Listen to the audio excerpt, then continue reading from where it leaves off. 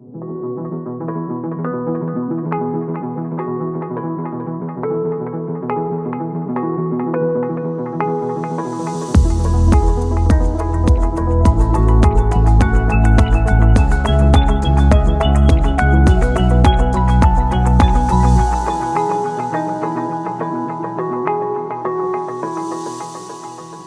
troisième et dernière exposition que j'ai la chance de présenter aujourd'hui se nomme Féminin pluriel et c'est le travail de l'artiste Madame Pascale Bouchard. Bonjour Madame Bouchard.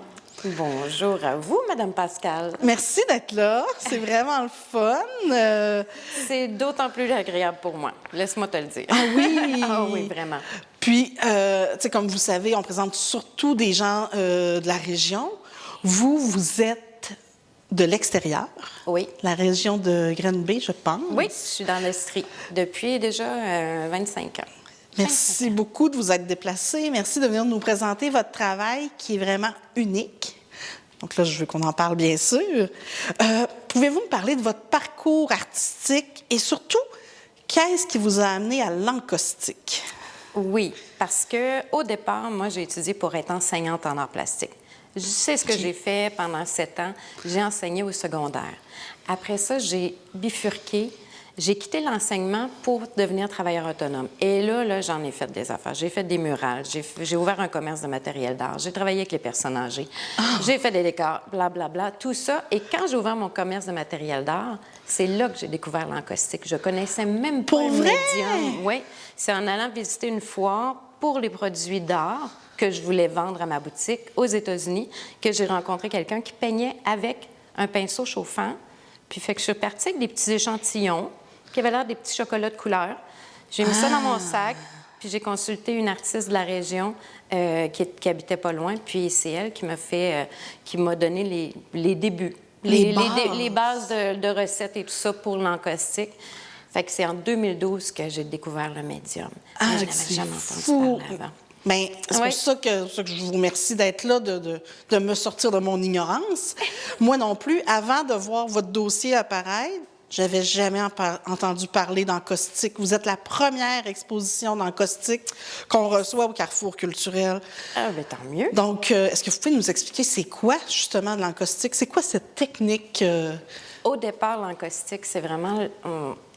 Si vous cherchez, je dis tout le temps, le verbe googler, ça dit maintenant? Oui, googler. On peut googler, oui. Googler le mot encaustique, puis on va tomber sur les plus vieilles œuvres, 2000 ans avant Jésus-Christ. Donc, on peignait les sarcophages à partir de l'encaustique, qui est de la cire d'abeille, résine de damas, qui est la résine d'un arbre. C'est ce qui fait que ça devient très dur. Et le pigment. À l'époque, on mélangeait des pigments minéraux et végétaux. Qui étaient broyés. Donc, on avait des teintes plus sépia, plus neutres. Oui. Puis maintenant, depuis des années, on a la chance, en tant qu'artiste, d'acheter des blocs d'encaustique. Il y a des compagnies qui en font à Montréal. Donc, c'est déjà mélangé la cire d'abeille et la résine. Pour moi, c'est comme d'aller acheter un tube d'acrylique ou de l'aquarelle, mais c'est des bâtons, des blocs d'encaustique. Fait que c'est mes petits savons de couleur aussi. OK, puis comment ça se travaille? Un peu comme un crayon de cire? Ah, là, j'ai toute une quincaillerie. Hein? OK. Plaque chauffante sur laquelle j'ai des contenants métalliques. Et dans ces contenants-là, j'ai toutes mes couleurs qui sont fondues. Aussitôt que j'active ma plaque chauffante. Donc, votre cire, vous la travaillez fondue? Elle doit être liquéfiée pour pouvoir être déposée sur base de bois. Et après, j'interviens avec des outils chauffants, des petits minifères et tout ça, et mes chalumeaux. Puis c'est ça, depuis longtemps, je dis tout le temps, je troque mes pinceaux pour des chalumeaux. Donc, je peins avec le feu. Je viens travailler la cire, la bouger, puis la ramener avec le feu. C'est le fun! C'est bien intéressant! C'est texturé, c'est fluide, c'est lâcher prise, c'est wow! Je comprends que vous avez eu comme un coup de foudre, finalement, quand vous avez découvert ça. Complètement. Sauf que le parcours, lui, bien, je veux dire, vos œuvres ont dû changer avec le temps, là. Puis si je te montrerais les premières œuvres que j'ai faites depuis 12 ans, les premières que j'ai faites à l'encaustique, il y a vraiment des essais, des erreurs. Mais là, j'ai retrouvé ce qui sortait tout le temps. C'est vraiment, ce qu'on voit là, la fleur, c'est vraiment tout ça. Fait que j'ai ma niche, j'ai mon créneau, mon sujet, puis je travaille là-dedans.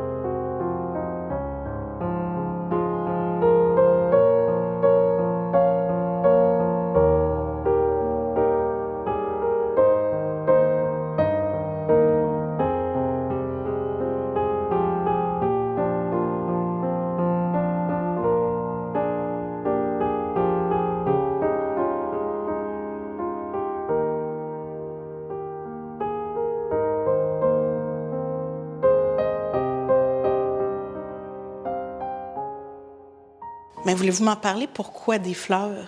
Qu'est-ce que c'est, votre expo? L'exposition, c'est Féminin pluriel, comme tu as nommé au début. Cette série-là a débuté en 2012, excusez-moi, en 2022, en 2022. Et féminin, pour moi, c'est la fleur. La femme est la fleur. Par sa beauté, sa délicatesse, sa fluidité, son expression, puis même par sa couleur, sa forme. Puis ce que j'aime, moi, dans le processus créatif, c'est d'écrire avant de produire. J'ai un cahier avec des bariolages, des petits dessins, des notes. Je relis, je reviens. Puis je m'amuse aussi à prendre des petites photos. On peut imprimer ça, des petits appareils Canon, là. On imprime. Fait que j'imprime, je colle dans mon cahier le processus de ma création. Comment que ça avance. Et là, j'observe le lendemain ou la semaine suivante. Puis là, je me mets des notes, fait que ça évolue. Donc, par l'écriture, sur la féminité, la femme, sur mes passages à moi, parce qu'en tant qu'individu, ça m'a pris beaucoup de temps à trouver ma place. Je disais tout le temps trouver sa chaise, s'asseoir dessus, arrêter.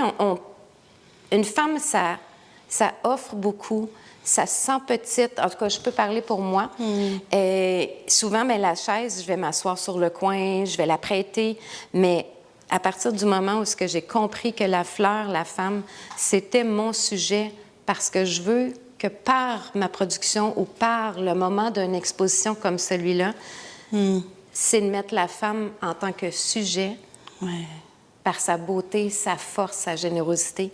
Puis l'homme, qu'on entend depuis des années dire que c'est lui le sujet, mais moi, je le mets en tant que support. J'inverse les rôles au niveau sociétal le temps d'une exposition.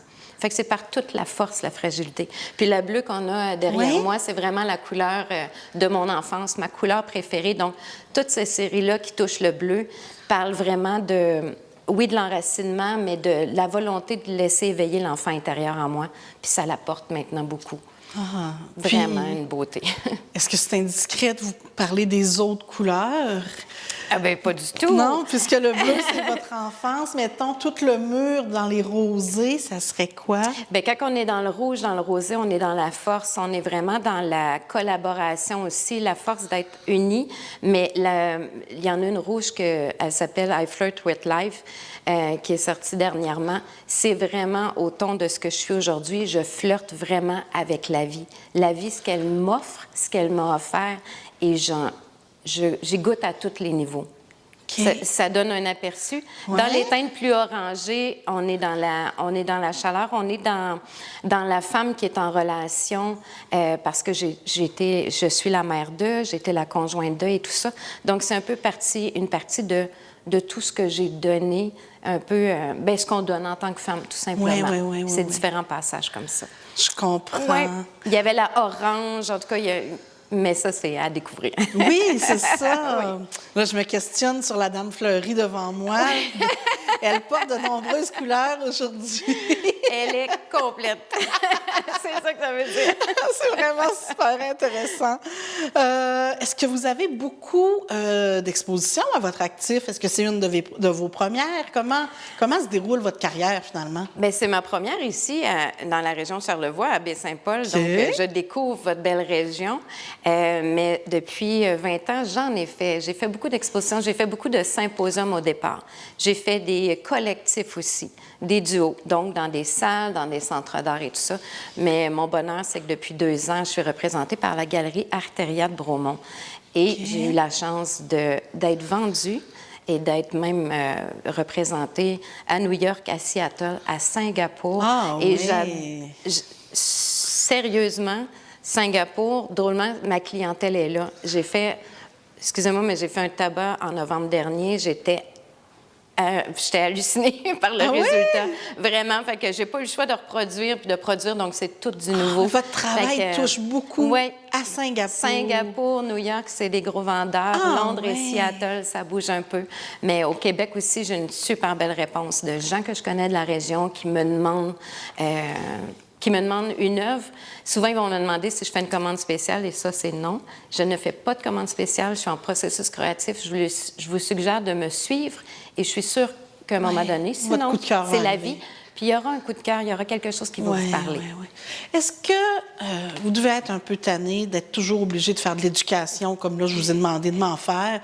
Le public, ça doit être ça qui vous demande toujours, d'expliquer votre... Tout le temps, parce que souvent, je lui demande, ce que je dis toujours, c'est de toucher.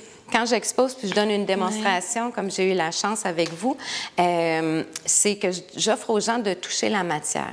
Puis là, ils font c'est pas de l'acrylique. Hein? C'est de l'acrylique avec du vernis? Non, c'est de l'encaustique. Donc, je dois l'expliquer. Ça m'ennuie pas, non, parce qu'avec le temps, j'ai réussi à peut-être même écourter mes explications, mais je trouve qu'en tant qu'enseignante de profession, j'ai ce désir-là du partage, d'informer les gens. Fait que moi, c'est enseigner puis peindre. Donc, vous n'avez pas l'impression que la technique vient faire de l'ombre à la démarche? Non. Je me trouve chanceuse de l'avoir découvert, puis ça fait une note.